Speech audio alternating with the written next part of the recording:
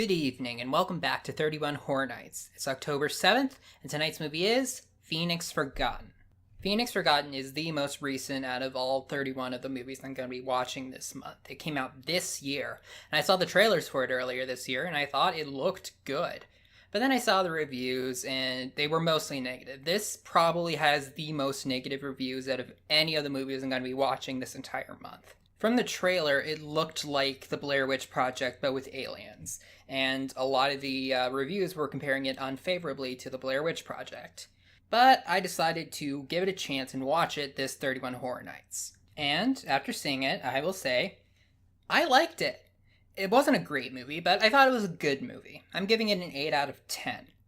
Now, I can absolutely see where people are coming from. This movie is very derivative. It's like if you combined the Blair Witch Project and The Last Broadcast and made the villain aliens. It's very derivative. One of the scenes is ripped straight out of the Blair Witch Project. It's the scene where Heather and the other guy were yelling out into the woods for Josh.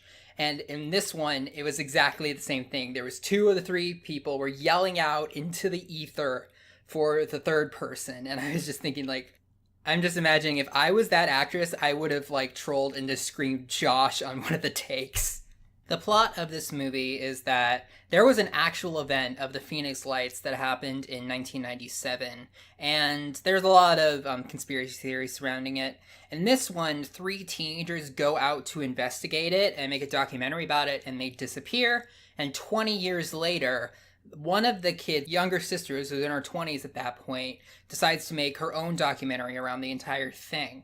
The first half of the movie plays out just like The Last Broadcast. It's a documentary or a mockumentary about the entire thing.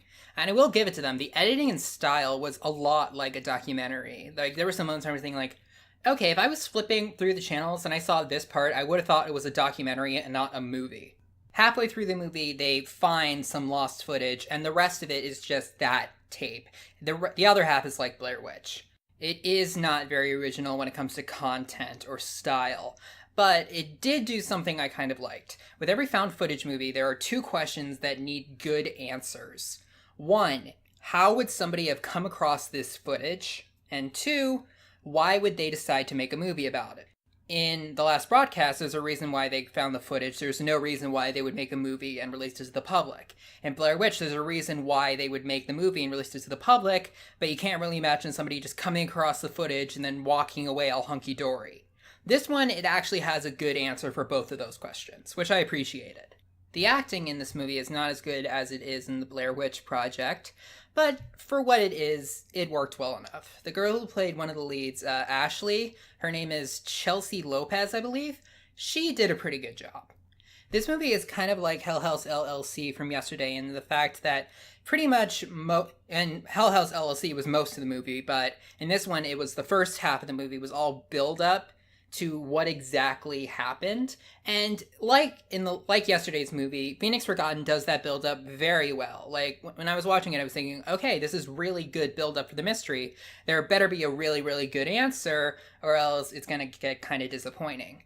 And for what it was, the ending was okay. I'll get to the nitty-gritty of what actually happened in the spoiler section. One thing I will say about this movie is that the effects are amazing. Some of them are just oh, they look so good. They're either really good practical effects or CG good enough to look like really good practical effects, especially at the ending. Overall, Phoenix Forgotten is pretty derivative. It's a lot like Blair Witch. But when viewed on its own, I didn't think it was bad at all. I thought it was a good movie, and I thought it was worth taking a look at, especially if you like found footage. Now let's go into some spoilers. One thing that at first seemed stupid, but after thinking about it realized was really clever, was the way that they come across the lost tapes. There's out of all the tapes that were released to the public or found at the crime scene, it goes to a certain point and then it just stops, and then there's this really big blank spot of what happened in between that tape ending and them getting lost.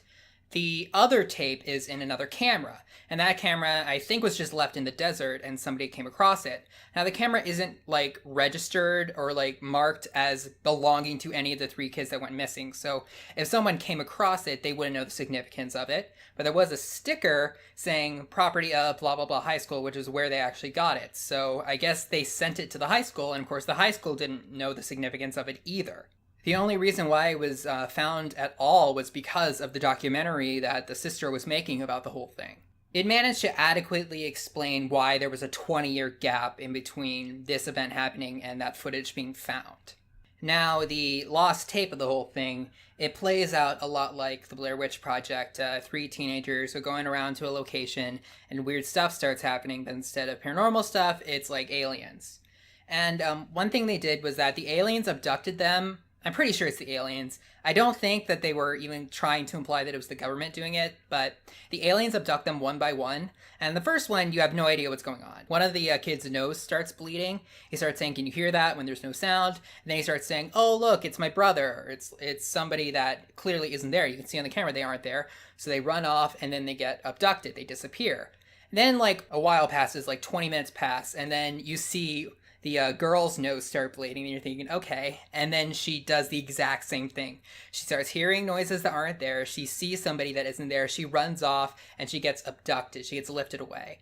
And then the last part of the movie, the remaining teenager, the one with the camera, runs off, and eventually he comes across this little house, and that's actually not as much of a ripoff as Blair Witch as you would think. It's not like, it's just some random house. It's like a trailer that he comes in. It's empty for whatever reason. He goes in and then he like looks himself in the mirror and his nose is bleeding. And then some really good effects happened. It almost looks like they were in a room that was like rotating and like you had forced perspective, like things start falling up, they start falling sideways. It looks really good. If it's CG, it looks just like it's actually there. And then he gets abducted, and then probably the stupidest part of the entire movie happens. It would have been fine, I think, if he just like dropped the camera a little bit, or like he left the camera in the little trailer, but it falls like 1,000 feet to the ground and it lands. And it still works. The lens is cracked, but it's recording until the tape runs out. It didn't have to do that. It could have broken when it hit the ground, and you could argue that the tape would have been protected because it was inside the camera. But the idea of a camera, especially like an old camera, surviving that far of a drop, that's just silly. But that was one of the few really dumb things about this movie. Overall, while Phoenix Forgotten is very derivative, it brings enough new to the table to be worth a watch. I'll see you guys tomorrow.